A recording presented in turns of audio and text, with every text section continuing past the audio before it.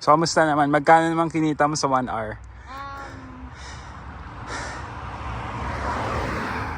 Nasa 23, 23. Magkano yun sa pesos? Ko alam.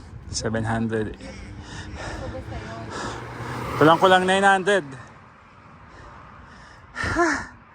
900 per in 1 hour. Pwede na. So, guys, ganun pala. Tingnan mo. Ganun pala kahirap magdalas. Tingnan mo lang. Ano, love? On time. Or early. Very low. Kasi nakabike, guys.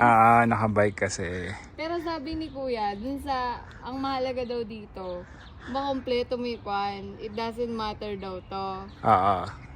Ano ba yan? Nakalagay kasi dyan. Eh, meron siyang customer rating, may acceptance rate, completion rate, on time or